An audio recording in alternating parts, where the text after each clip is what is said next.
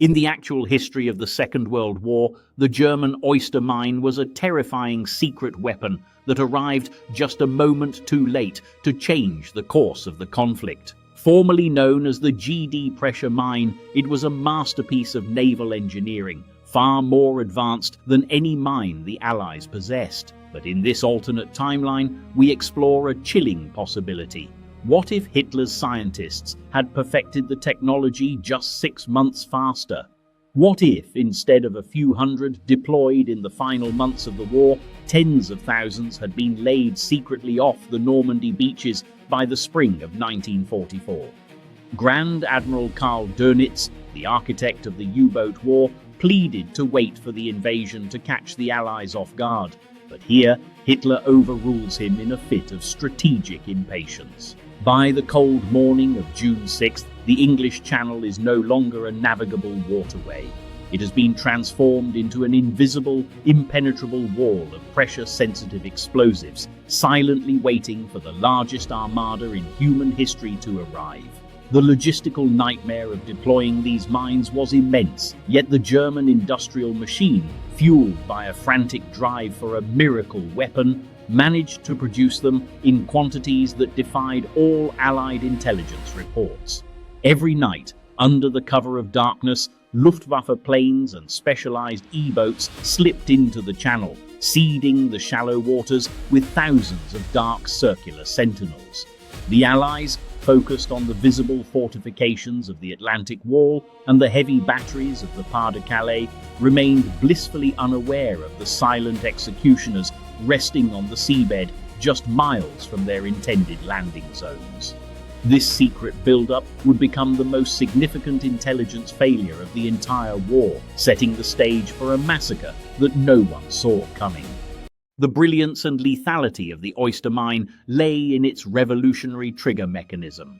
Unlike traditional contact mines that required a ship to strike a physical horn, or magnetic mines that were triggered by a hull's metallic field, the Oyster rested silently on the seabed. It sensed the pressure signature, the localized displacement of water created by a ship's massive hull moving through the shallow coastal depths. This was the Bernoulli effect weaponized. Because it required no physical contact and ignored standard magnetic sweeps, the British Royal Navy deemed it pretty much unsweepable. In the few locations where these mines were actually deployed in our history, ships were forced to limit their speed to a crawling 1 knot just to avoid detonation. The technical superiority of the GD mine meant that if the Allies didn't know the secret, their entire fleet was walking into a slaughterhouse. The engineering behind the pressure diaphragm was a marvel of the era, capable of distinguishing between a large transport ship and the natural, rhythmic swell of the tide. This extreme sensitivity meant that even the most cautious approach was fraught with danger. Allied mine-sweeping efforts, which had traditionally relied on physical cables or high-voltage magnetic pulses, were rendered completely obsolete in a single stroke.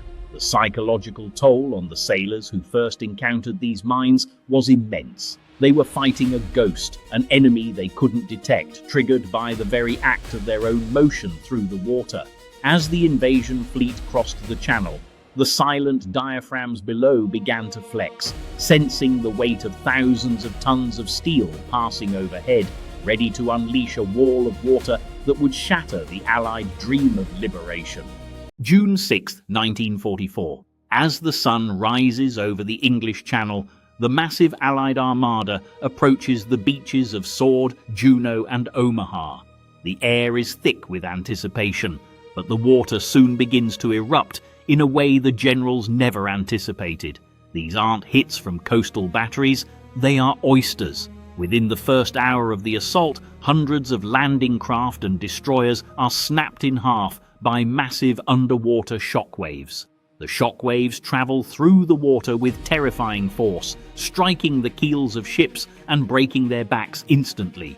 The MV Derry Kunihi, which in our timeline was a tragic late casualty, becomes a symbol of the morning's carnage here, sinking with hundreds of men in a matter of minutes. The impenetrable barrier designed by German scientists works with a devastating mechanical efficiency. The beaches of Normandy, intended to be the gateway to freedom, instead become a vast graveyard of burning steel and oil-slicked water. General Dwight D. Eisenhower, watching the horrific reports of a catastrophic loss of ships, realized the unthinkable.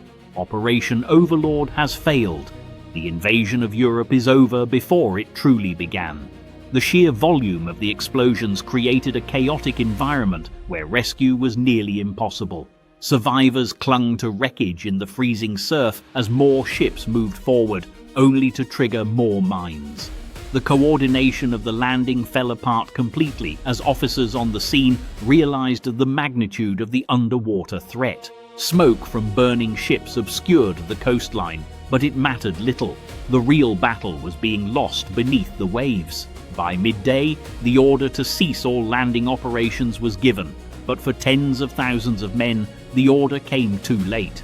The failure of D-Day is a geopolitical earthquake that shatters the Allied coalition. In the immediate aftermath, a broken General Eisenhower issues his pre-drafted contingency statement, taking full responsibility for the disaster, and resigns in disgrace. The Allies are forced into a chaotic, bloody retreat, a second Dunkirk, but with exponentially higher casualties and the loss of nearly all heavy equipment.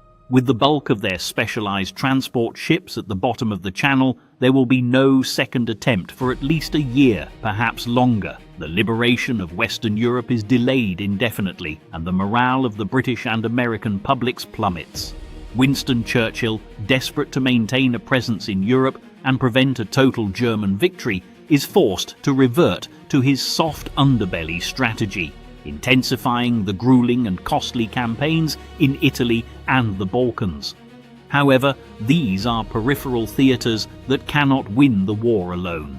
The political fallout in Washington and London is severe, leading to calls for a change in leadership and a complete reassessment of the global war effort. The loss of tanks, artillery, and specialized landing craft meant that the Western Allies lacked the strength to challenge the Atlantic Wall again. Meanwhile, the German propaganda machine hailed the victory as the end of the crusade, emboldening Hitler to double down on his strategic gambles. Freed from the immediate threat of a two-front war in the West, he begins to redirect his most elite panzer divisions to the Eastern Front, where the real existential threat to the Third Reich was emerging. The delay of the invasion didn't bring peace, it only shifted the center of gravity of the war further to the east. Without a Western Front to draw away German divisions and resources, the Red Army becomes the sole master of the European battlefield. Joseph Stalin, sensing the sudden Allied weakness and the failure of the Americans and British, orders a relentless and brutal push westward. The Soviet steamroller, now unopposed by a secondary front, gathers terrifying momentum. By late 1944, Soviet T-34 tanks aren't just entering Berlin, they are rolling through the streets of Paris, Brussels and Copenhagen. The Iron Curtain, which in our timeline fell across the heart of Germany, now falls across the Rhine, or perhaps even the English Channel itself. The Soviet Union occupies all of Central and Western Europe, turning the entire continent into a vast unified communist bloc. The geopolitical map of the 20th century is rewritten in red ink as the United States watches helplessly from across the Atlantic, its influence in Europe extinguished. The rapid collapse of the German defense in the east, ironically freed from the distraction of a two-front war, allowed the Soviets to secure strategic ports, industrial hubs, and scientific centers that were originally meant for Allied administration. The dream of a liberated, democratic Europe evaporated as one capital after another fell under the shadow of the hammer and sickle. The post-war world was being shaped not at Yalta or Potsdam through negotiation, but on the muddy plains of Poland and the shattered streets of a defeated Berlin. A new, much larger Soviet empire had been born from the failure of the Normandy landings, creating a superpower that spanned from Vladivostok to the Atlantic coast of France. Faced with a Soviet-dominated Europe and a Nazi Germany that stubbornly refuses to fall even as its borders are overrun, the United States turns to its final, most desperate option. Deprived of a foothold for a conventional invasion and fearing a total Soviet takeover of the remaining German territory, the Manhattan Project takes on a new, darker purpose. In late 1945, the first atomic bombs are not dropped on Japan to end the Pacific War, but on the industrial heart of Germany, cities like Essen, Hamburg, or Berlin, to force a final surrender and halt the Soviet advance. The war in Europe ends not with a joyful liberation, but under a nuclear shadow that will haunt generations. The legacy of the Oyster mine isn't just a sunken fleet in the Channel. It is a world where the Cold War began with a failed invasion and ended with the lives of millions in an atomic fire. The radioactive ruins of Europe became a stark, uninhabitable boundary between the two remaining superpowers, a permanent monument to the failure of D-Day. This is the world that might have been, if the secret weapon of the Atlantic had arrived just 6 months sooner.